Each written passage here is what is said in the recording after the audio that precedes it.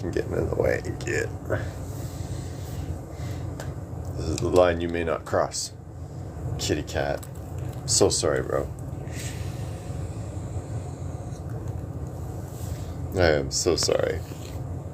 Cat's running himself through the damn cords and everything and knocking crap off before I've even started. That's not fair. That's setting me off on the wrong first step, not the right first step. What kind of banana nonsense is this? Merlin. Anyway, getting set up, getting settled in. Now we're going to do one of those weird rapid fire things that I like to do. The best, what's going to be the best way to run it?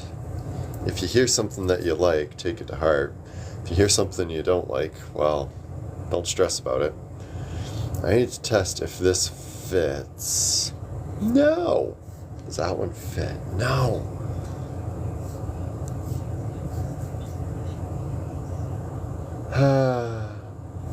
If you take something from it, you send some $10 my way, I'm not going to complain. Because why not? Throw a few bucks in the direction of your bard. He's not going to complain one bit. And it won't let me pin it. Fine, be that way. See if I care. Whatever. It's Tuesday night. It is only Tuesday, right? Like I'm not skipping a day. Okay, good. Feels like it's later in the week already. Could be just my own sense of crisis coming upon me, but definitely does not feel like a Tuesday right now.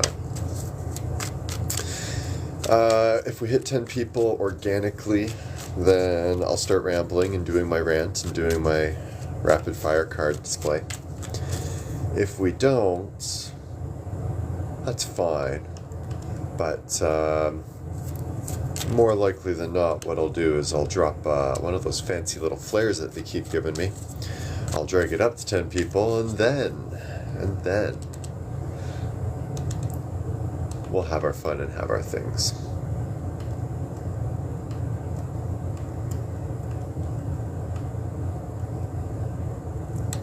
Let's try this one, see what it's all about. How are your nights going, by the way? You don't got to be silent in this show. That's not expected. It's not expected, not required. Anybody want to make a choice what deck we're going to start with tonight? I've got black and white, upside down black and white, no less. Go me. Black and white or shiny fancy. Which one should we start with tonight? I'm going to use both at some point. We're going to do one of my little ramble bants and see what happens, and then we'll start another one after I take a quick break afterwards to hydrate and take care of my throat. Because otherwise I just end up sitting here rambling for 60 minutes straight. Nobody needs to hear that. That's nobody's idea of a good time. Colorized or black and white? Where should we start the day off today?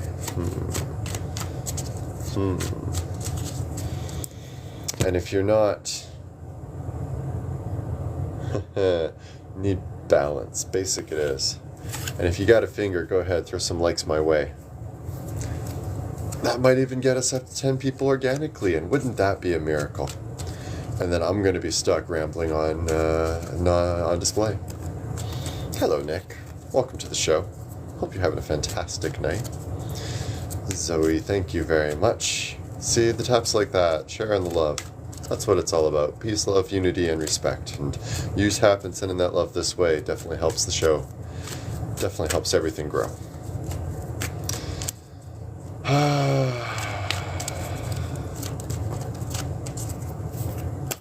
Okay.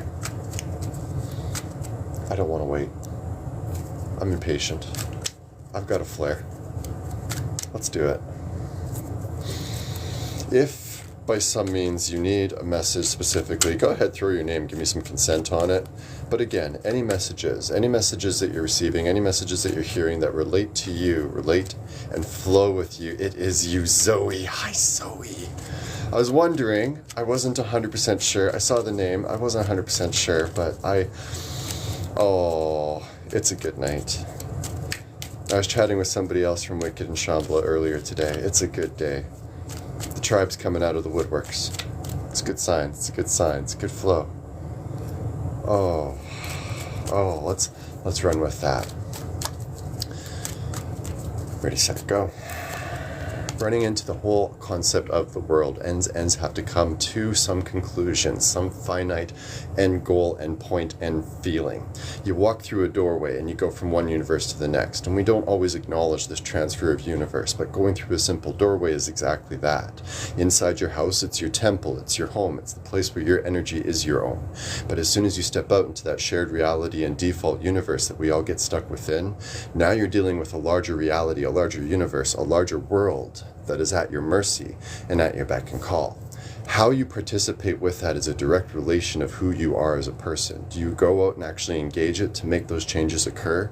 Or are you simply allowing the changes to wash over you like a boat being pushed out to sea through the river, always getting further from the shore? You have to make sure that you are controlling your changes and allowing yourself to let go of what was. If you stay stuck on one form of yourself, you will never grow, you will never evolve, you'll never move past. You always have to allow the change, and you always have to allow the transformation, elements that move you forward and allow you to find new direction. Direction itself is something that is not easily known to all people, but you look at a star up above you and you know the horizon's over that way. If you know the right stars and the right constellations, navigation is really easy. Old sailors used to use it to get across the sea. It was the only way they could survive in a place where they had no GPS. We've got modern technology now, and it makes this stuff so much easier to address. You just have to be willing to push yourself out there to understand what signs mean. A star here, a signpost there, there's symbols that you have to interpret for your own meaning. If you can understand that meaning and understand what it's directing you to, the goals, the direction, the pathway is very clear. It's a bright path that you'll always be walking forward on. It's simple to find that element of stars above you or just on the road in front of you. You just got to be willing to look at the signs, look at the indications, make a wish, and see how it'll guide you along it. It's all going to be major arcanas today. What is this nonsense? Sun in relation to the new beginnings and the new starts that you would be having. Everybody loves the sun, the warmth, the vitamin D. It used to be a joke in the Yukon. Big sign on the side of the government building every winter that said, everybody needs their D. And you can make it a dirty joke if you want. Half of the humor that humans enjoy is anyway. But the truth simply is, if we don't get our sunshine, we get a little bit loco crazy. Why do you think everybody's all rattled off their case after 2020? They were locked in their houses and not getting sunshine and not getting socialized in the normal manners. And so now with the reinvitation back into the sun and back into the joy, you've got an opportunity for that life, that glow, and that everything that brings higher oriented, peaceful orientation, comfort of bliss. It's we need this happy feeling, right? And I think so many of us are missing that sensation of what is to be happy, struggling to pay bills, struggling to feed ourselves, struggling to make sure that mortgages don't close and we lose our houses. There's so much pressure that is on so many people that it's hard sometimes to recognize the warm glows that do exist. So if the major sun itself isn't doing it for you enough, then you got to find the small suns. Time with family, time with friends, time with hobbies that bring you back to the tender version of yourself. The sun should be enjoyed like a child, gleeful, bright. It should never be something that's cursed, lamented, that's frustrated. It's always got to be allowed its full embrace, its full potential, its full hug around you. Like light doesn't hold back. It fills every space that it can reach into. It fills the hearts especially. It fills the emotions the most. The nature of getting your heart feeling full of warmth is best. You sometimes find it when you're dealing with the right people, but other times it's the simplest things. The right smile when you're passing by somebody on the street, or the right handshake that's firm enough to make you feel welcome. The indication that you have a sense of belonging. The indication that you have a sense of direction. These are things that satisfy the heart because it gives us a sense that we can continue doing. The lack within the heart and pouring out from empty vessels, it doesn't serve anybody any better. It's greedy, it's self-depreciating. You don't want to waste your energy in that direction. So fill your cups with where you get the warmth. Let it become hot chocolate, hot tea, hot coffee, whatever beverage brings it into you, that the warmth has to be inside of you as well.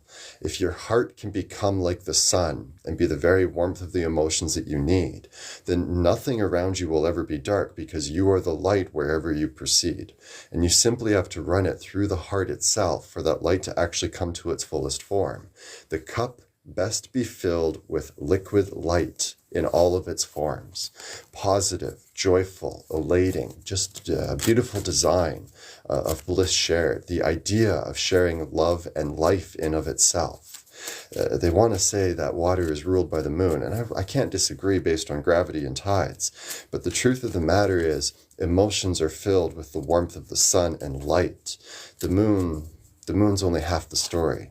Where does that light come from in the first place? Moving on to Queen of Pentacles, switching it up to a little bit of earth energy. And like, you think about the warmth that comes from a heart filled with light, and then you got to give it some kind of form, some kind of vessel. Queen of Pentacles understands the nature of this. It's nurturing by feeding the body. It's the Ukrainian grandmother that says, "You're too thin, eat, eat." And it's cute, it's wonderful, it's endearing. The closer you are with family, the better it hits in the heart, and the better it makes you sing. The better it reminds you that certain comforts are provided, not by giving advice and not by giving force, but by giving you a space in which you can come back to what feels a natural form. The little child in you always knows what it's like to have the cookie smell or something coming through the house. Something that triggers a sense of nostalgic innocence is usually best. It helps us to remember that we are all still little kids to somebody out there. None of us are the oldest. And so having a figure that can look into you and provide you that kindness makes you feel a little bit less responsible for the future that none of us were prepared for. We're all just dumb kids with no clue what direction to go to. But thank God there's some mothers out there that can make it feel all right, that everything's okay to not know the solutions before us. You can say that the sun is the source of all life and all joy, but it is the warmth and the joy of the feminine that creates true happiness and bliss. To make a space where you can be comfortable and just remember yourself is always best. And spaces like this will always invite some elements of chaos and mischief. To be in that space appropriately, you have to go through proper healing and awareness. Every bad word can be a sword that cuts through the heart, tearing apart the feelings that would otherwise be full and within us. And then dripping from us comes all those good things, and a hole gets popped in the bottom of our cups. We become depleted, we become smaller, and then we're stuck with the swords within our own chest. The trick to this is seeing what hurts you, and as you can, pull it away from you. When you do, you will always bleed through, because that's the nature of a knife wound. But as long as you are aware of this, you can prepare for the trauma and be ready to stop the blood before you lose it all and fade out to something like a coma. Emotions are tricky this way. Remember, it's filled light inside of you. If that light and what holds it and keeps it is punctured, it's like a solar flare shooting off. And look how that screws up our own world of electronics and digital beings. You have to be willing to work with the nature of these eruptions if you want to go through healing. And there's what I think scares most when it comes to facing down that shift of their being. To have to challenge the nature of an attack and turn it into something that is now of merit to you. The Japanese like to say, fill up the cracks with gold, gives it more value, and the true in that awareness. You use something that is of value to make what is even better, and simply it is the wisdom of your life and experiences that are going to make you fuller. Learning from the mistakes, doing better in each choice, not repeating yourself in the mud in places that are beneath you, not repeating yourself in the nightmare, because you know you can you can heal yourself through it. You can let it go. The bad words, the negative thoughts, the negative connotations, the elements of things that stick in your mind and you're just pulling apart. They might be 5 years old, 10 years old, maybe even just last week. The point of the matter is who spoke them is not the same person as when they did speak. If you allow them the fact that they have changed completely since that dark moment, then you know that what they said is probably irrelevant now. They've changed, you've changed, everyone's moved forward from the moment. allowing yourself that transference forward, the movement through things and all things, finding yourself to some way to move out from one stage into the next. If you work well with the feminine, it's about holding the boundaries and holding the space and making sure nothing interferes. If something does, you remove it and then you stitch it together with gold or lace or whatever fills you. The masculine, on the other hand, has to push its ideas so aggressively. And when facing contrary attack, it has to consider the reason. If we are too rigid with the ideas and beliefs upon which that we hold, they become religions, creeds become prisons, and now we're trapped to these beliefs that might not actually be us. We've got to be willing to let our dogma be changed by the reality of what's happening around us. And under this guise, the masculine, when challenged and stabbed, becomes best this wise: to move through it of redirection. If that path is not clear and easy, the resistance must come for reason. And if it's somebody's free will, respect it. Do not force yourself into areas that one does not belong. It's like Jesus said, make believers of the nations, but he didn't want you to go preach in front of them. He wanted you to model the behavior and model the example. He wanted you to live the creed so that your best behavior would be before you. And then people seeing this and recognizing the benefit of it would follow suit through your example and through your footsteps. You didn't have to force anybody to the idea, but you got that in your head somewhere along the path. And therein lies the mistake and why nobody will accept a truth that is obvious in front of them. Because being nice to others and being kind to others is the core tenet of all of it. But it gets lost in the mud when you tell people that you gotta do it or hell is what's gonna be upon you. There is no point to hold to a pope who just needs to wear a bigger hat to feel special. The simple matter is you will only banish yourself to darkness and negativity if you yourself allow yourself to slip into it. There is no hell besides that which you create for yourself, so do not believe any dogma that traps you to it. You are liberated so long as you allow yourself to understand that your creed is what you make of it. You choose what is of value, you choose what matters. You choose the path that is before you at all times. Like little hermits going out upon our own stead, we each have to trust our own path and what we make ahead. You decide what is you. You choose what is you. There may be components of a spiritual self that make certain truths more prevalent, but the ultimate matter is free will exists, so you can decide what shape you will take. In that matter, we are all, each of us alone. We can choose from others examples to roam, but in the end, it's you that has to put one foot in front of the next. Nobody can change you unless you allow the change to happen. And so if each of us understand that resistance, then we can each be hermits and live in our own existence, wizards and people of each of our own universe, sharing of ourselves completely without hindrance, understanding that our truth is important in front of every place, and allowing ourselves to share each story to the fullest potential embrace. It's evolution, it's transformation, it's development to the highest level. And catching yourself to find yourself is not marching a mile. It's simply allowing yourself to look out and see that if you collect only smiles, everything gets better. It doesn't take long. You don't have to march a mile. Jen. Let's talk about Jen and the 999. 9 of Wands and all the walls and all the barriers and all the shields, and what creates the barriers and boundaries, our own experiences of what we've kind of faced through the nightmares in the fields. At the end of the day, somebody's punched you, somebody's hit you, and now you understand when an arm moves like this, it means there's a punch coming, and so you flinch and react to that alternate reality. But the more that you understand this and the triggers that live within them, the more you can respond to them and avoid them from being controlled to them. You, instead of being at the mercy of somebody else's action, you control your reaction, and your action becomes considered reaction. A second thought, a third thought. The ability to hold a pose. And there's nothing more imposing to people than somebody standing their ground.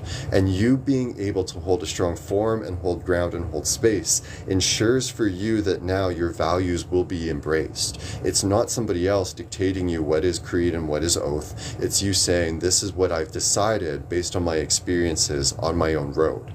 This is what has treated me proper, and this is what's treated me fair. fair. You can't challenge these beliefs I have about me because they're hard-earned through wars and affair. As long as you understand that what you know from your own experiences is your truth, then this isn't a person that is suffering. This is a person walking back victorious. It's not everybody comes back from the war with medals on their chest. Some come back on beds, on cots. As long as it's not a box, it's a best success. And so you just have to see that the victory that's at hand is rooted in the nature of who you can be. Ahead of this time, ahead of this period, the lessons make you fuller and advance you onto what should be coming along the steady path ahead. Don't doubt, don't go back, don't reverse, don't abort course. There's the big flag I'd like to wave, is don't abort course. Once you've learned a lesson, you don't return to go for second course. Sure, the hobbits might like their first breakfast, second breakfast, and probably a little bit of tea in there too. But that doesn't mean that we have to dine on suffering. That's not a good meal for anyone to go to. In the core nature of all that is the universe, it's simply a matter of understanding your space. I like the Empress for this because it's total control of what is your space. If you allow it in, you choose it's in, and you choose the depth of what that's going to go to. For example, a castle is not just the walls, but also the courtyard and moat. It all expands out, become ring upon ring upon ring, barriers upon which people can be allowed certain access and certain considerations. It's good to have a trader come every now and again to share in your market.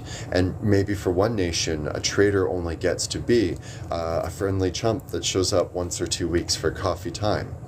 Others might see it as more of a conjugal occasion, but it's individual choice of each kingdom and what they will allow and what they will hold. So recognize each of us as sovereign nation, as sovereign kingdom with its own gates and its own holds, its own barriers and its own goals. Then the people have to choose and decide what they're going to offer you to gain the access to deeper areas and deeper things within. The inner sanctum should only be shared with those that you want to trust on that intimate level, or that you're willing to understand that you're an open court of coming and going energies and be unfazed. You think about the royalty up upon their throne, and it is stone face until they choose their emotion for the moment at hand. You must be the same to all people that are not of trusted nature. If they're not to the fullest privacy of your life, a stone face is not a bad symbol. Friendliness is one thing. To smile upon a person is kind, but more than that is not expected. So stone face is not out of mind. It's okay to be, at the very least, scrutinizing and watching to see what's ahead of you. Otherwise, you're not really standing on a throne.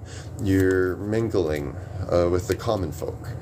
All of you are royal. All of you are regal, and there is no need of you to go down to their level. You can have your kingdom private and exclusive. There's no demand to push it any further. My head hurts now. How far did we get? How far did we get? I want to count. 2, 3, 4, 5, 6, 7, 8, 9, 10. 10. That's not bad. That's not bad. A little bit more lyrical that round than I found it on some of the previous ones. Thoughts, Lunar? I'd love thoughts. I'd love opinions. You know I love the feedback.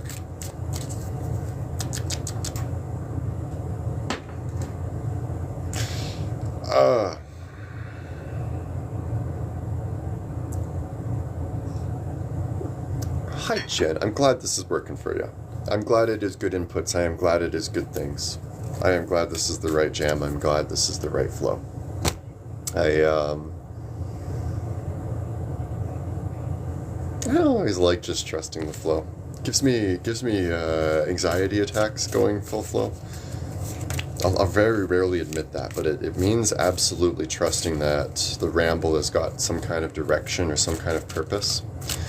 And again, I trust the universe as an agent of random chaos, and so you would think I'd be super okay with it, but dang it, it's always one of those things that throws me for a loop.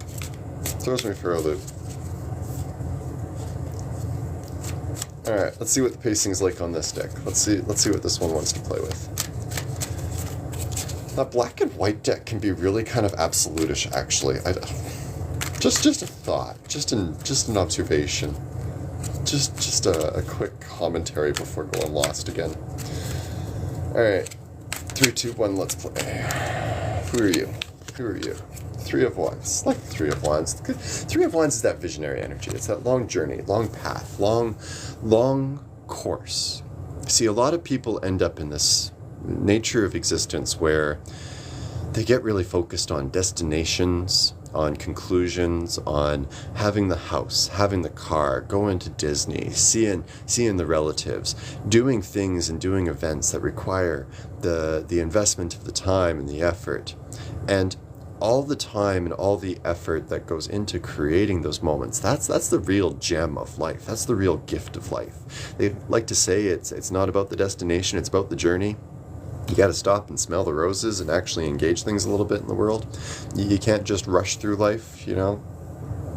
All those little elements of making sure that you're taking the time to look through things appropriately, correctly, and accurately. And I think more than not, when people get hyper-fixated on goals and destinations, then the idea is that the destination is going to make something better. But there's nothing further ahead that can make things better than where you were at right now. The wisdom, the experience, the trials and tribulations, what you're able to conquer and what you're able to achieve, these are the indications to yourself of what your true potential and true likelihood is. It's like being a former door knocker for the HA, and you finally get away from everything in the life. And do you ever look at a door again the same way? Hell no. Hell no. Your entire nature of how people behave in crisis is different and unique and warped. Now, the destination on that is really, really hard to tell, but the journey is easy. It's a journey of trauma. It's a journey of suffering. It's a journey of absolute chaos, nonsense, and bullshit. Those examples are easy for us to notice. The journey of career, it's a little bit harder. The journey of personal art or personal expression, getting even harder yet. Journey of spirituality, it's honestly absolutely unclear to some people. Most people don't even know if they're self-aware yet or not. And most people don't even think to stop to ask if they're self-aware or not. They don't stop to consider themselves. Which, okay, I'll admit it. It's kind of a trap. Self-awareness is a trap. Self-awareness is sort of a cage. Because as soon as you become self-aware, now you become hyper-aware, and now you become hyper-vigilant, hopefully. Because in doing so, that's where you're going to get the best control over your own growth, your own development. But that's got to come with a little bit of anxiety, a little bit of stress, a little bit of frustration. That's got to come with a little bit of sleepless nights and deep introspective. This is the nature of things. When you're faced with the nature of change, you got to go through some amount of discomfort, because who you are and what you are is going to change. You're evolving, you're growing, you're transforming into something new. And nobody cracks out of a shell easily. I don't think many people have watched chicks or eggs hatch, but I'm going to tell you right now, it kind of looks like a struggle. It kind of looks like something is smashing its head against a wall until the wall breaks. Might be my autistic self coming out, but now I think it makes sense why I always bang my head on the desk at school. Trying to get out of school. Trying to break out of the moment. And you don't like it, you don't enjoy it, you don't appreciate it in the moment, but after the fact, getting through those hurdles and getting past those trials is really one of the only ways that we can see ourselves as an improving being. When you notice that you don't wake up and just bed rot all day, and you actually want to get up, do things, and achieve things, that's a huge sign that you're kind of getting back in control, back in the saddle, back with your hands on the reins on the chariot, back guiding things again into good order, good flow, good nature, good dynamics. And chariot specifically, it's what's the best interest of your self-control, best interest of your self-design, best interest of who you are. You got two wolves inside of you. You got a white wolf and you got a black wolf. Which one are you going to feed? Really, really cheesy line. Hate that one. Do you know what I like better? You got two horses that are running your little cart down the path. One horse is white, noble, and is the perfect paladin steed. It's going to do what you want, when you want, how you want it. The black horse, on the other hand, is looking over in that field there, seeing a really pretty pony that it wants to go get on the back end of, and it's going to really try its hardest to get its ass over there. You have to keep that black one in control, otherwise it's going to push you completely off the rails and off the track and into a place that you don't want to be. It's self-control. It's not just you magically have the power to do it. No, it's you have to have the self-control to get over the situation and get over the mountain, the conquest, the challenge, the bed rotting situation that's keeping you stuck in a bad spot. You kind of have to step up to and take control to get out over. In the moment, when you're at the worst of it, it doesn't come easily. It doesn't come into focus simply. But at some point, you get that little bit of energy. You get that little bit of oomph. Maybe it's because you had the spoons for a shower that day. And that shower becomes then the next step to feeding yourself or cleaning the house. You take those small victories and you let them escalate very quickly into the bigger victory. Momentum is a powerful thing. And as soon as the momentum is started, you got to make sure that you're actually pushing it through to its proper conclusion. You can't just let it sit. You got to be in full action and full force. Now, I'm going to be honest. I don't like any of the night cards. Why don't I like the night cards? Because when you're talking about love readings, they are all a pain in the butt, and I don't like a single one of them. Don't date knights. Don't date knights, ladies. Date kings. Date kings, date queens, date a page that has the common sense to know that you are the superior being, But I digress. The Knight of Swords specifically is supposed to be, I see it, I want it, and I am in full cavalier charge to get it. I am going to attack, I'm going to conquer it. This is my moment to overcome the obstacles, overcome the barriers, overcome what is in my way to achieve it. And as soon as that battle horn is sounded and the cavalry knows it's time to charge, it's a sort of a unique moment between rider and animal, because the animal is trained to charge on the horn, but it sees in front of it completely different dynamic than when it's been in training. The rider has to now provide the confidence and the assuredness to the horse that it's going to get through the moment. In the same way with the chariot, you've got the rebellious horse. You have to be the confidence that you will get it back on track, that you will get it back on form. Confidence is one of these neat personal energies that some would argue that you either have it or you don't, and I would say those people have their head up their ass, because you've either found why you should be confident or you're still discovering yourself. If you're confident, you've figured yourself out. You know who you are, you know how you like to play, you know how you like to operate, and now you're just doing it. And that's kind of the problem with the masculine energy. When it gets confident, it just does its shit all over the place, spraying it like it's a splooge. And the point of the matter is, it feels confident in expressing itself openly and freely. That's why I don't like the night cards, because it's an overexpression of things in such a indulgent, maudlin, poetic way that it makes the goth in me just absolutely cringe. Because that was exactly what I was like as a dumbass teenager. It's just stupid little things, right? Stupid little things. Either way, developing and finding yourself creates that confidence and creates that energy and creates that form. It's what gives you the oomph. It's what gives you the full force and full energy to kind of go at life with your ideas and with your thoughts. Hi, Norwegian. I'll pull next card. I'll have your focus on it. But I love donations, and booking appointments is always really, really nice too. It's always really, really, really good to keep me fed. Otherwise, I get weird. Let's find one for the Norwegian. Sidebar, please and thank you. Yes, over that way. Yep, thank you. Okay, don't hate my cards. Don't hate my cards. Death card comes up. Now, this is my personal card in the tarot deck. If you're talking about me, you're talking about this card. That's kind of how I look at it with major arcana. Every person embodies one of them to some degree in some form. And the specifics behind it, if you think it literally, if you think almost anything of spiritual text literally, you're probably thinking about it wrong. I specifically say that because the Bible read literally is one of the worst nonsense things that you can run into. Same with this card. If you look at it and think death literally, it's not going to work for you in any way, shape, or form. There's nothing to take from that. And so we got to think, well, what is death outside of being the participant of death? It's transformation, it's metamorphosis. A family death causes an entire family line to change.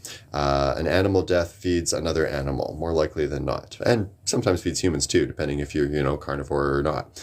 If let's say a tree dies, its root structure can now become food for other trees. In fact, if an entire forest burns down, the heat of that can actually trigger acorns to hatch and grow and create new trees.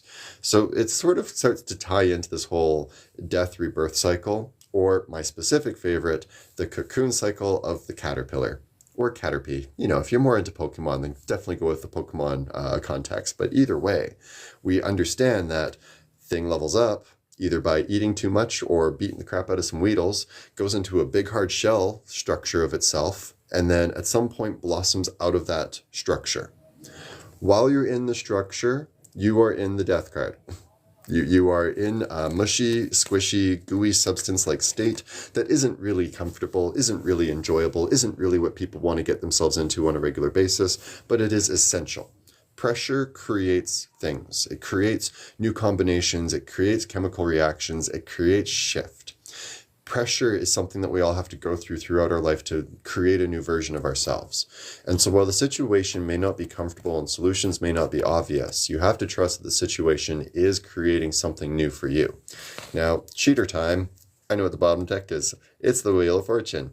The bottom card on a deck is what the overall theme is about. So keep in mind, we're talking an anthem right now where you're seeing major change in your life. And the instinct for a lot of people is throw your hands up in the air, let Jesus take the wheel, and just trust what comes out of it. A lot of readers will tell you that's the thing to do with the Wheel of Fate. Just let fortune figure it out for you. Trust the fates. Trust the universe. I don't. No. I say, if you're going to look at it as a steering wheel of your life, then you have to decide where you're going to steer it. If you want to move it in that direction, you have to move it in that direction. If that direction is athletics, then you need to join the sports team, you need to work with other athletes, you need to train, develop, and grow.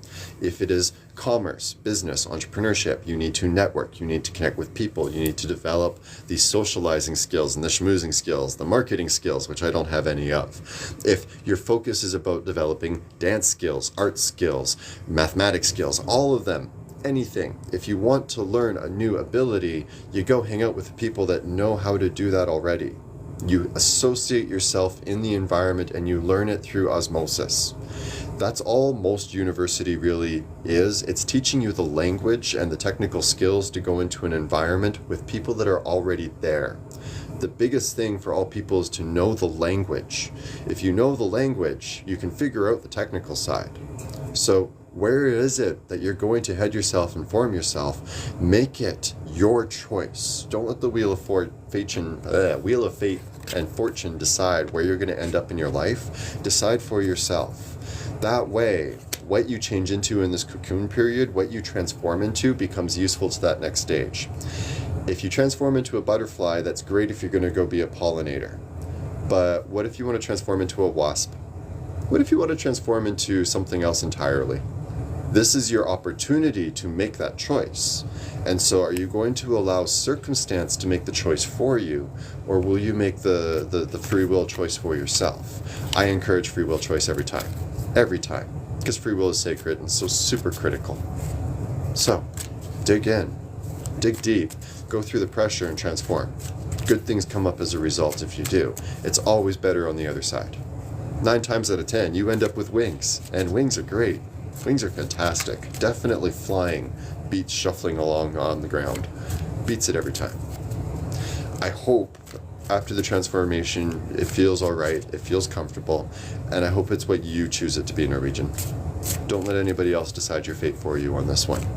Go through the pressure, become what you want to be in the next 2 to 5 years.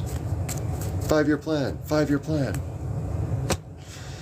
Thank you for hanging out with me while you did. Hey, if it's just the voice you want to listen to, I've got them all on YouTube, so shoot me a message. I'll show you where to find them all. And chats sometimes. I want to know if you're doing Sham or Wicked or anything this year, because I might be trying new festivals. I want to know where you're going. Anytime. Norwegian pine weasel. Okay, I couldn't remember the second and third words. I was having a problem with that. I was having a super big problem with it. Love it. Have a wonderful time studying. So, hi everybody. How's everybody tonight? How's the world? How's the chaos? How's the show? If you are enjoying the overall chaos that is this lovely evening Lopik at Night display, well, we'd love to have you here. And definitely, subscribe, like, follow, share, do whatever you can to make sure that it keeps going on, because the longer it goes and the more it goes, the freer it eventually becomes. It just becomes a better community for all. The whole point is community. We just want to connect more and more spiritually minded people together.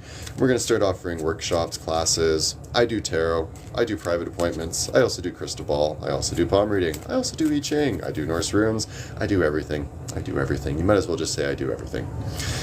You want to learn how to do astrology, I'll teach you astrology. You want to learn how to tell tarot, I'll teach you how to tell tarot.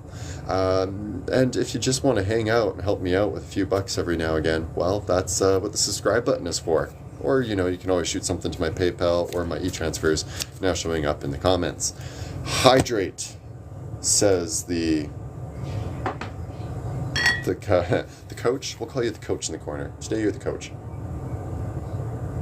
Put me in, coach. I'm ready to play today. Put me in, coach.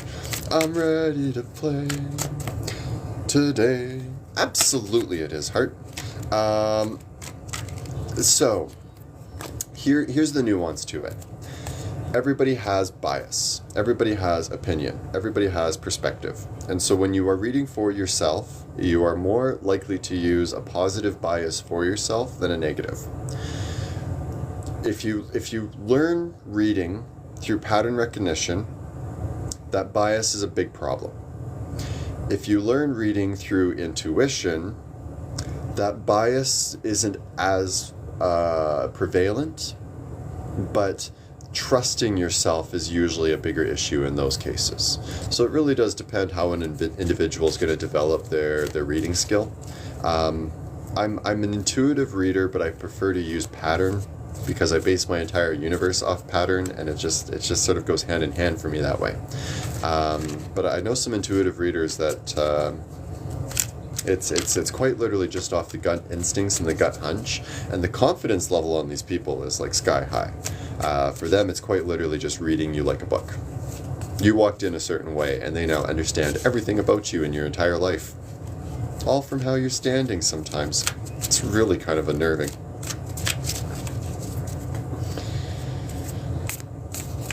Funny how that happens sometimes, eh? So, do you remember what the two opposite cards were? I guarantee you there's a linking point between them, but same question, two opposite cards. I can help you on this. I can explain this. But what were the two opposite cards?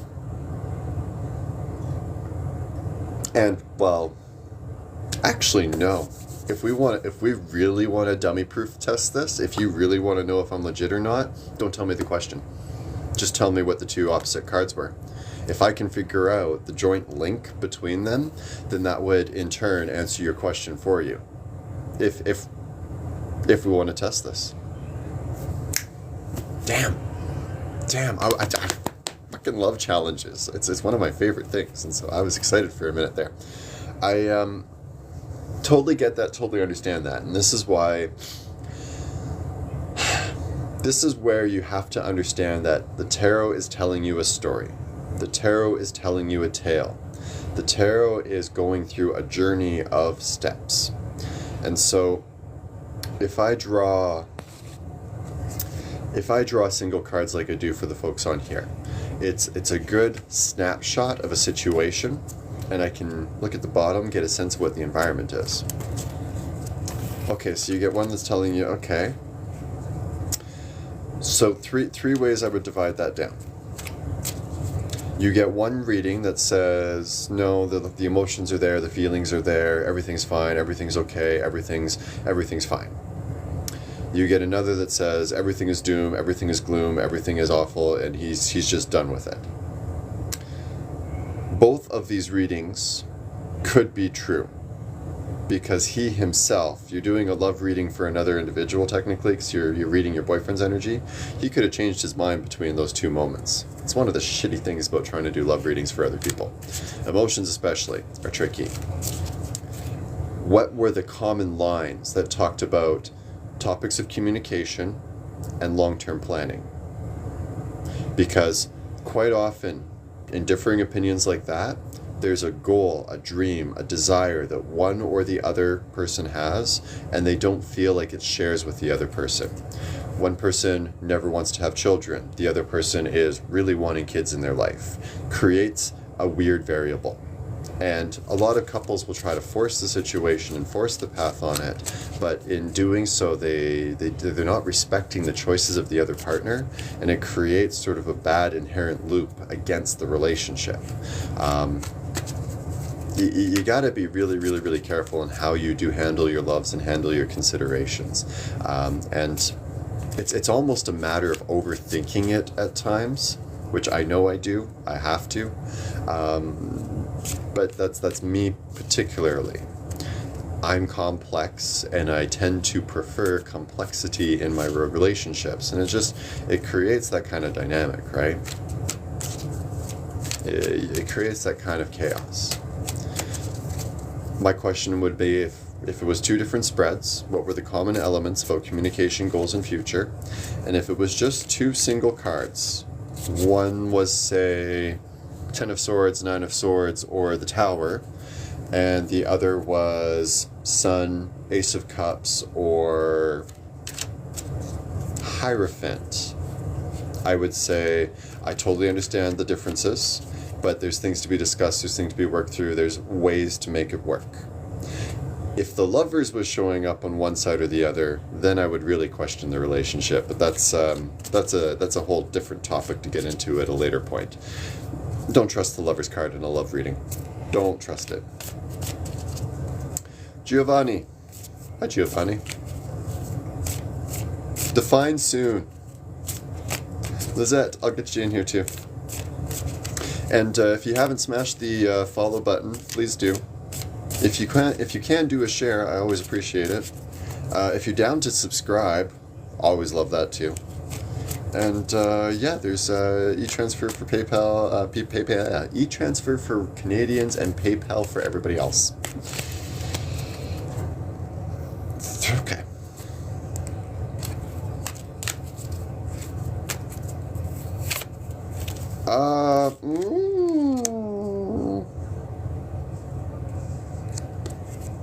Probably not. Bottom card was the Ace of Pentacles. You're not looking for something that's just a filler. You're looking for something that's like long-term, established, future-proofing. This is more about long-term vision, a long-term course, long-term direction, and that's totally fair. That's totally awesome.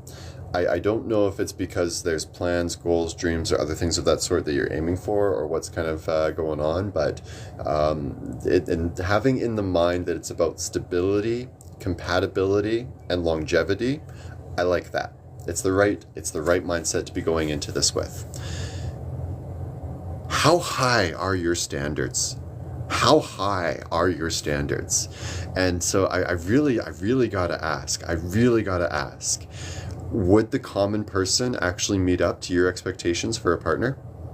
Because I think you're laying out an expectation, a standard, or a quality level that is going to eliminate like 9/10 of the population.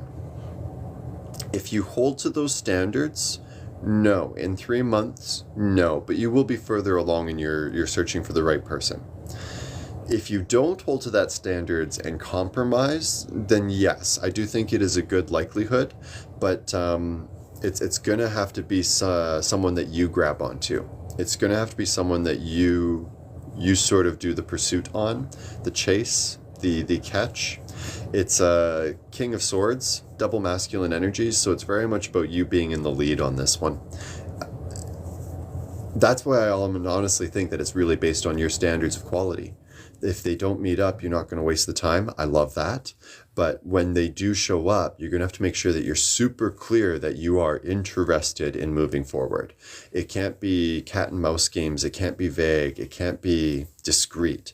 It has to be really, really super damn clear and absolutely chop it right to the person that you want to gung-ho on this.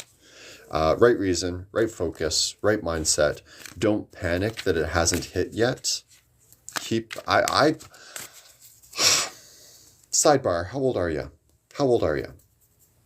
Hi, Jen. Welcome to the show. Happy to have you for the first time. Hope you're liking it so far. Okay. please don't take any of this too personally. In my perspective, nobody is an adult until they are 30. The reason for this is one, you have 10 years then to learn how to use your body and learn how to learn, going from 0 to 10, and then 10 shows up, you hit puberty, and puberty fucks you up. Puberty changes your brain chemistry and makes you go weird.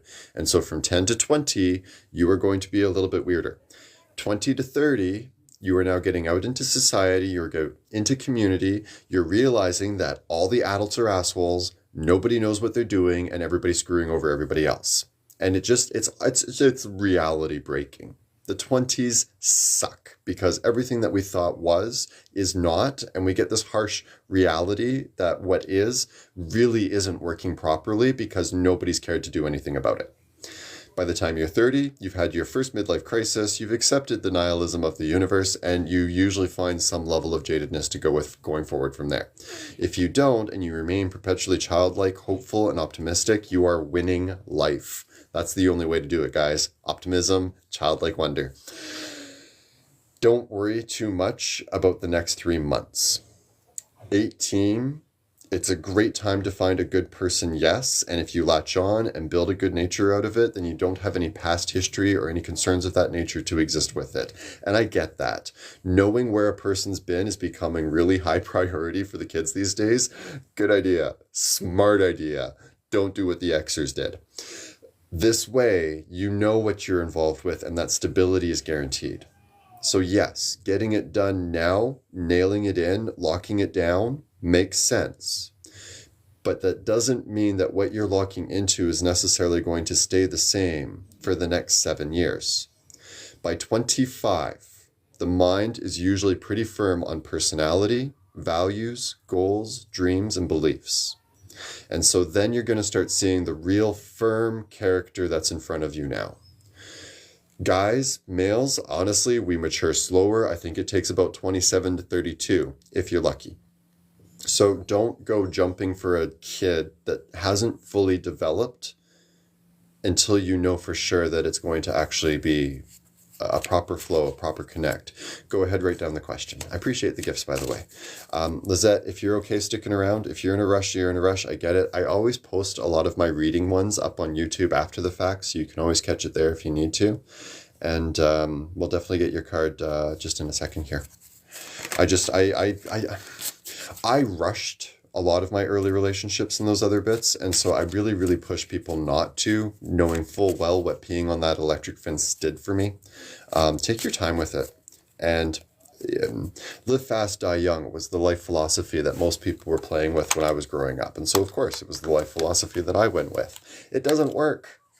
You don't get off the mortal coil early enough, and now you're stuck with a body that did all the living hard.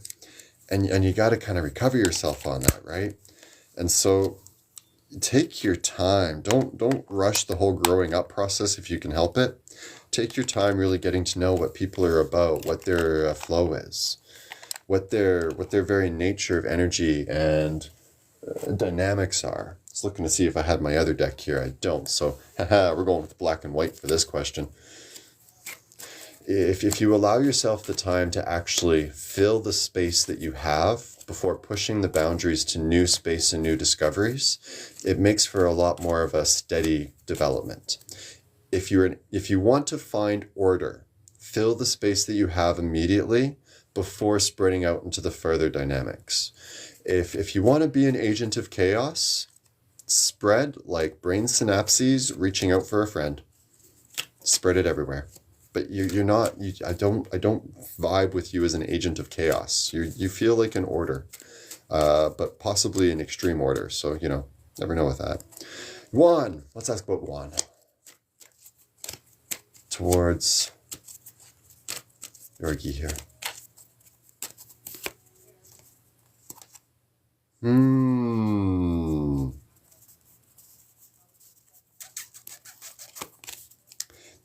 Yes, feelings.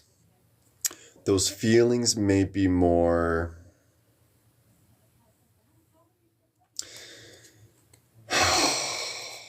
Okay. How do I want to explain this? I see a maiden. She is soft and gentle curved. She is modestly dressed, and so there's nothing that I can really see or perceive, but she's gentle in her presence and her nature. And everything about her just sort of has this unique mystery and unique nature. And I kind of want to pry in. I kind of want to look into it. I kind of want to discover what she's hiding behind the careful looks and the long thoughts and the long pauses.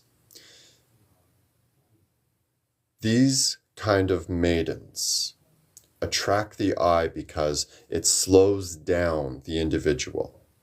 They have to kind of come down to a new level because usually showmanship, it gets dismissed, ignored, or just doesn't have the same hit. It forces an adaptation.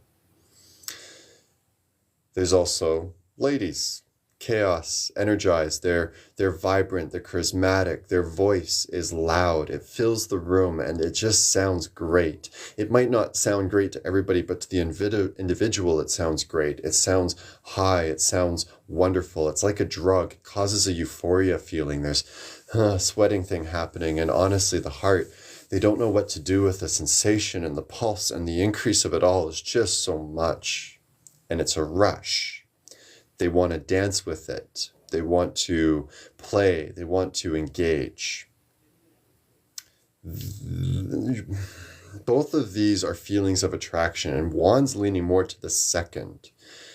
And 9 times out of 10, that's rooted in a lust dynamic, not a love dynamic.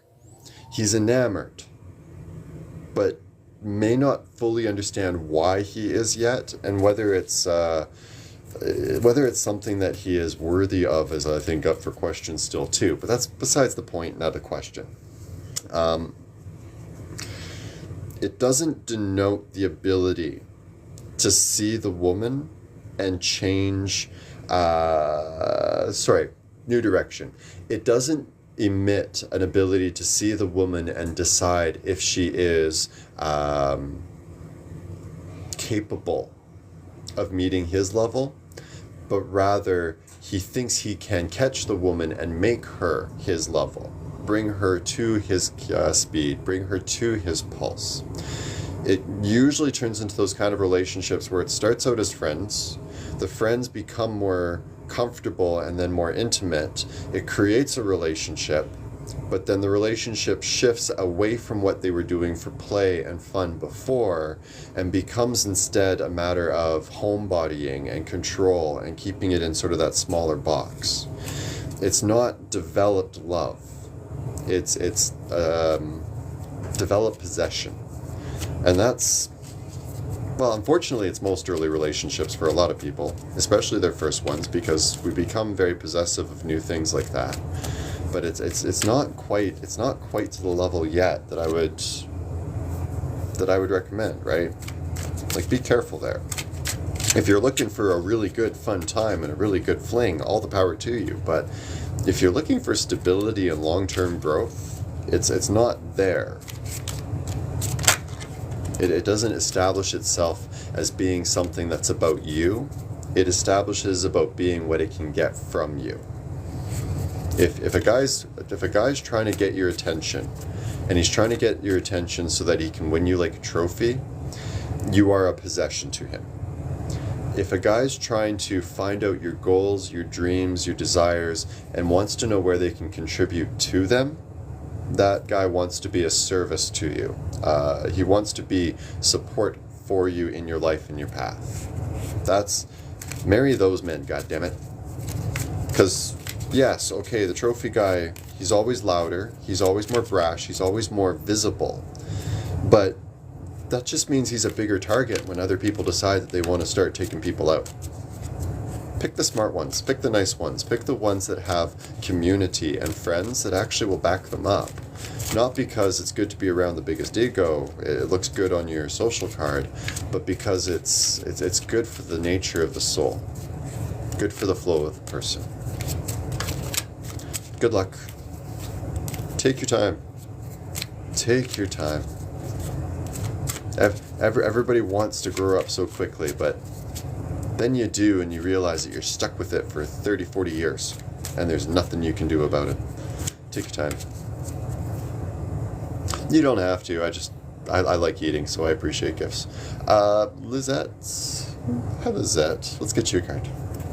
You too. Stay safe. Stay chipper.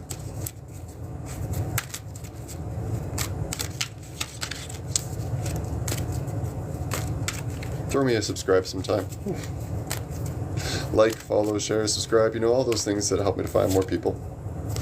Lizette coming up with Empress on the bottom and Queen of Wands on the top. Now, Queen of Wands almost always has a connotation of developing new personal power, and it's personal self-expression. Now, I'm at a divide, because one part of me has me thinking that it relates towards possession over your family line, bloodline, children, and other elements of that sort. But I feel like it's not so much correlated to what is here and physically around, but more how we look at sort of the ancestral line, the ancestral form, all the pieces of it.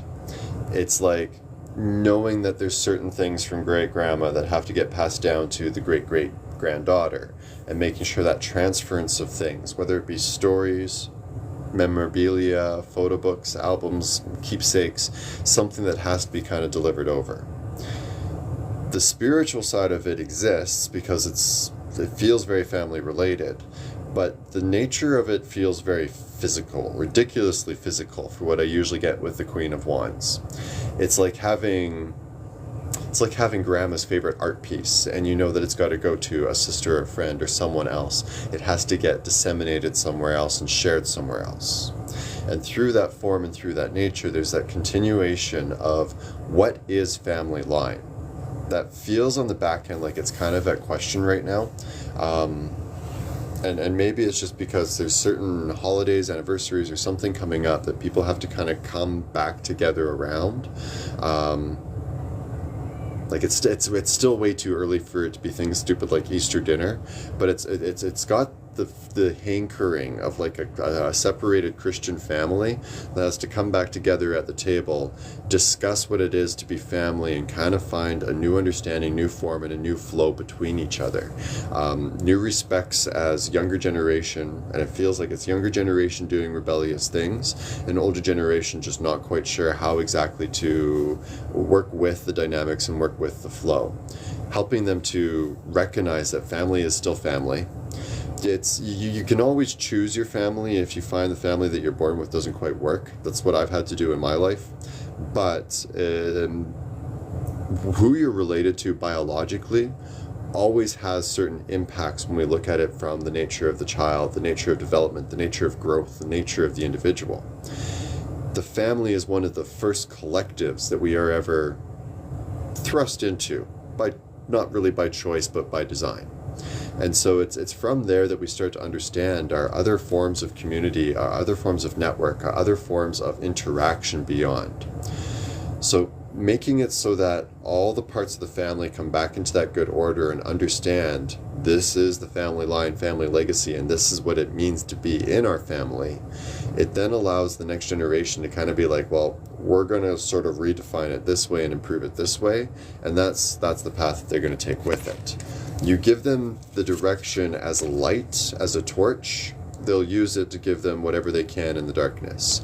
If you go at it in the form of control or bondage, it doesn't work so well, and that's what creates the strong rebellion. And I feel like that's what's on the horizon here. Something of a rebellion, a breakaway point where somebody in the family just sort of says, I'm going to go do this now, see you all later. And it just sort of creates one of those weird shifts and weird divides that the general family isn't looking for right now.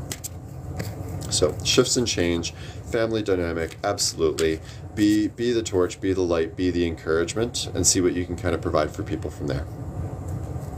Toomey, hello, I got it. I will definitely get you added on. You'll be my last one today. Kylie, you're up next.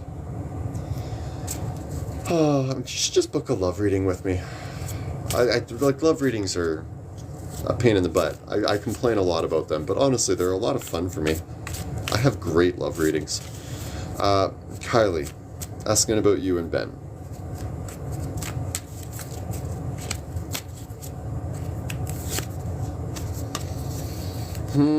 Why does this feel like a trap? Why does this feel like a trap? Kylie. I don't mean to pry, but I'm going to pry on Ben.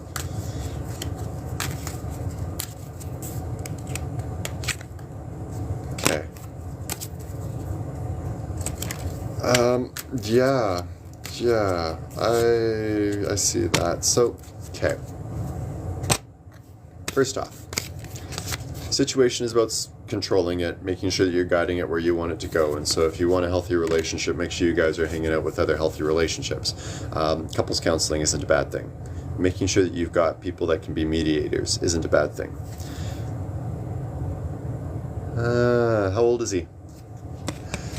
Generally with this card, this is the top card that came up for you. Yes, if you put in the hard work, if you put in the hard effort, you can overcome the barriers, you can overcome the obstacles and get to that destination that you want to be at. You can get to that next stage, that next evolution, that next possibility, that next form. And in doing so, you do the work, you get the reward. That's the long and the short of your reading. And that's super, super cut and dry. And that's why I think it's a trap. Because if it's that cut and dry, if it's being that simplified as an answer, there's something more going on here. This is why single card draws suck, people. This is why I say book a reading. Because, like,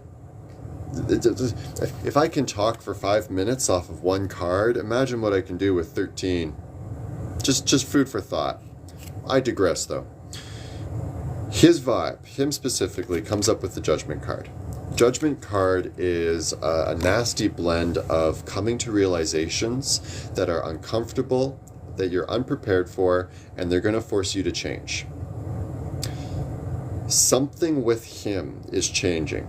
And if we're talking like a really, really young guy that is going through like a first girlfriend relationship, there's two really bad developments that come up. One is the overconfidence issue. Well, I got one girlfriend, now I can get another girlfriend. And every dumbass male does it at least once, okay? Any guy that says that they never even thought of it is selling you a fucking boat in the middle of the desert. Every guy has that temptation at one point and considers, it worked here, why wouldn't it work somewhere else? That can sometimes be the make and break point of a relationship, because in their mind, are they really happy, or is there something else that might help them to find better happiness? The core solution for all relationships to this is communication and long-term planning and goal orientation. If you guys have the same goals and you have the same dreams, you don't drift away thinking that there's something better, because you're working on the better together. It doesn't shake anything up. The other potential risk is there's elements of himself personality-wise that are being challenged by the relationship, and he's either not ready to address them or not going to address them. And so that's... let's say, I was talking earlier, let's say one person wants children, the other person doesn't. That becomes a major flaw to a relationship that creates a barrier that usually can't be overcome. Or let's say one person is really, really big on drugs and alcohol. The other person is, no, we don't do any of that. One of them's Christian. One of them is atheist. One of them is strict vegetarian, vegan. And the other is omnivore to the max. There's something that creates a paradox for the two. Early relationships, first-time relationships, we think that these paradoxes and these contradictions mean that the relationship doesn't work. And so we either ignore it, or we don't address it, we don't challenge it. If we just talk about it, 9 times out of 10, there is a solution. A smoker can smoke outside. Let's be honest, smoking is stinky, it sucks. I love the taste of a cigarette on a woman's mouth, but it still stinks like fucking hell. And I get that for everybody else that doesn't have this weird wiring in their brain. And so, no, I get it. Smoking indoors, probably a bad juju. I get that. But it's taken years, communication and conversation to come to those understandings. No. Like I was saying to the other girl, no, you're 18. Gosh, your brain isn't even fully finished developing. I'm so sorry to say it, but like, you're still biologically growing. Your brain is growing. That spider crawling across my floor is growing. Yeah, you're way bigger than the dime you were last time I saw you. Good Lord, bud. Sorry, just I got distracted. Spider. Cute spider. Usually a good sign, by the way. Be better if it was down on a string, but whatever. You still got years of development and growth that's going on. Your brain is still developing. Your body's still developing. Are you from the southern parts of the Asian continent by chance? Because that's one of the only places where that's still really heavily prevalent, and it's cultural. It's cultural. We are in this idea that we culturally have to be popping out babies by the time we're 18, 19. Popping out. What's going on in Ontario? You put the Fords in charge, and you guys let your common sense go out the window. Sorry, Alberta, Yukon, BC, reporting in for duty. But I just, excuse me, come on. Nobody in Canada has their shit together before 30. This 23 thing, no, I don't buy it whatsoever. By 23, you haven't even finished college and university if you're going to it in this country, and you have only just gotten to your first middle tier point of a career if you've gone straight to business. No, 23, you're not even finished developing. And you know what I blame this on? Like when I was growing up in Canada, do you know what the age of consent was? 14. It's only recently moved up to 16, and 16 is still too low. We have kept our kids thinking that they are kids, growing up into adults at 14 for too damn long. The age of consent in the 1990s was 14. Do you want to know why Canada has the problems that it has right now? Because of our own fucking laws. But I digress. You are the first generation after a lot of change, and I promise you, what they're saying about 23 is wrong. Don't worry until you're at least 25, 26, 27. Canadians have it in their head that they are adults by the time they're 12, and they are dumb. They are so dumb for it. It's because a lot of our grandparents and my parents were quitting school at 12 to go get jobs. That's not a well-developed nation. These aren't people that have fully developed brains. I mean no offense to Iran, but at the end of the day, the function of your life in the 1950s, 60s, and 70s did not work to continue in the 80s, 90s, and 2000s. And now we've got generations that are suffering as a result of it. Drives me crazy. Hi, Sam. I digress completely and on a ramp now, but besides the point. I stop panicking. Don't stress about it. You are totally fine. You will have plenty of other opportunities, I guarantee you. You have not even grown into your hottest self yet, for fuck's sakes. You have so much more to become and evolve and grow into. You have not even percolated into the fine tea or wine that you could potentially become. Do not stress. You have so much more time ahead. Don't stress.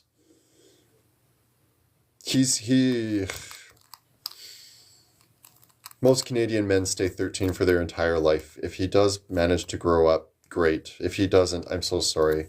But don't pin your hopes on him or on that focus. It is totally okay to not have it all together. Communicate about the things that are frustrating you. And if the communications get to a point that it's uncomfortable to continue, you don't continue. But you don't pin all of your hopes on this one individual. You try communication. You try mediation or counseling, and if neither of these things are working and nobody is focusing on the goals to improve the relationship, you let the relationship go. You don't force yourself to stay with people that aren't trying to do the work. Everybody gets 3 to 6 months. If you are stuck in your negative loop and falling apart stage for 6 months straight, no one is expected to stick around with you. After 3 months, tell them firmly, I need to see change, I need to see movement, I need to see growth, I need to see development, so that they know in the next 3 months they have to do something. But after 6 months of a person being an asshole, you know you're in for another 6 months of them being an asshole. Don't waste your energy on it. I wish you all the luck with that one, Kylie. But 23, no.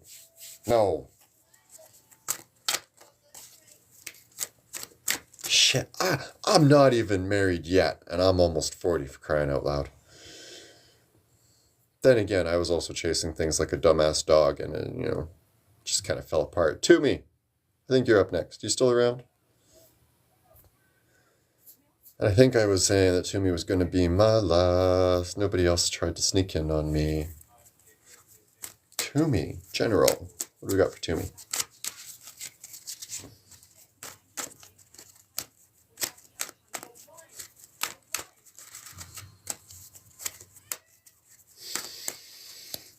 Toomey. Queen of Pentacles on the top, the Emperor on the bottom. I do love that the Major Arcana just doesn't want to screw off for the day.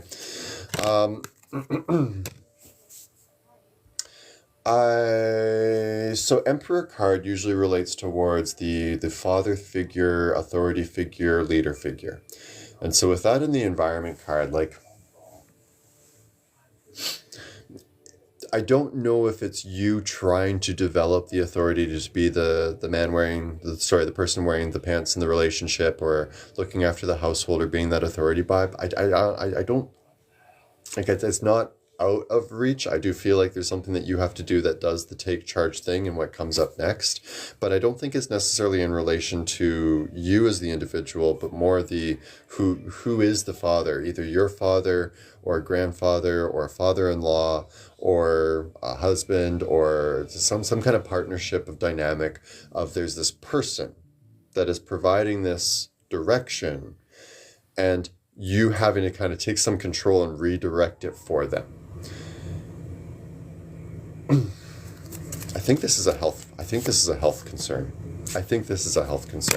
I think something is shifting and changing within the mental faculties, and you're going to end up somewhat in the care service and care dynamic over top of them, and just trying to help provide and make sure that they're in a good, safe place.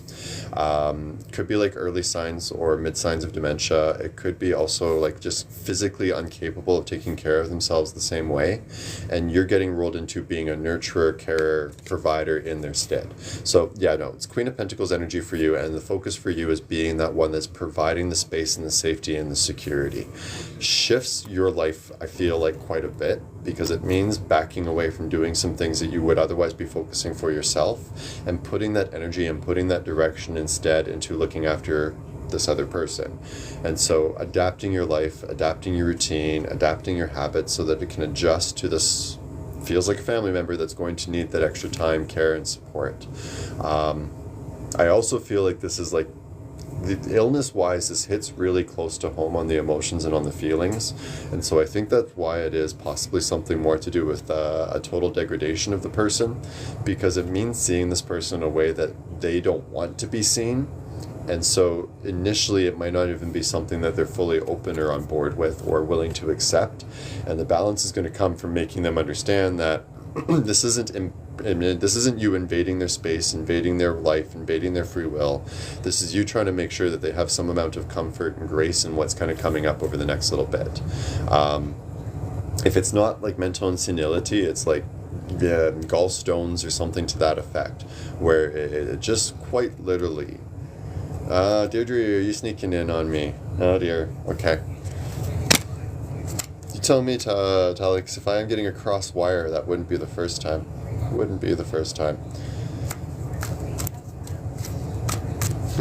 Sima trying to sneak in on me too.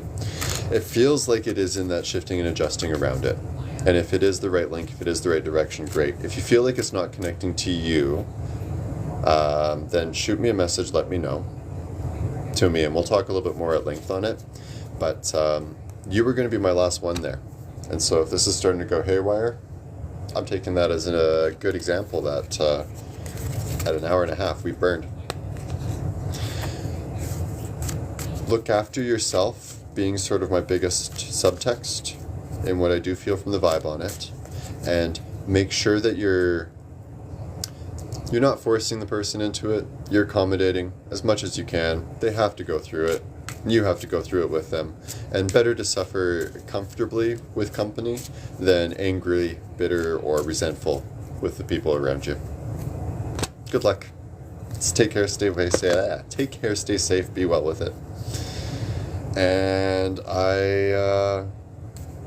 Yeah, an hour and 20 minutes. I think that's a fairly okay run. I can't complain. Oh. So, Seema, Deirdre, if you guys ever want full readings, I do full private bookings. You can always reach out, shoot me a message, let me know. We can do a video call and get you some really, really good advice. Most of my readings I like to keep to about an hour, but I'll do half an hour if you'd rather that as well. And I got lots of time slots that are open and available at this time. Shoot me a message, let me know. Otherwise, we'll just keep showing up and causing nonsense on the evening show. Going to try, I want to try and get to 30 minutes with the flow. If I can start doing like a full solid 30 minutes on just full flow state, I will be super happy with what we're developing here. And so come help me out. Give me supports. Give me the follows just like that. Thank you, Amanda. If you're down for subscribing, I'd love the support there as well. Or book me for an appointment. It's even more cool. If you want to learn how to do tarot or read astrology yourself, I do teach lessons on how to do these things. So reach out. Let me know. I'd rather empower you than just be feeding you for the rest of your life. So by all means, hit me up. Let's teach you. It is and always a pleasure to be of service. Wherever you end up on this evening, I hope you end up there really, really well. Stay safe. Stay well. Deirdre, I've been here for an hour and 20 minutes. Where were you an hour and 20 minutes ago? I'll be back again tomorrow night, though. It's like the death race. We always play again tomorrow. Stay safe, be well, keep fit, and have fun. Goodbye for now.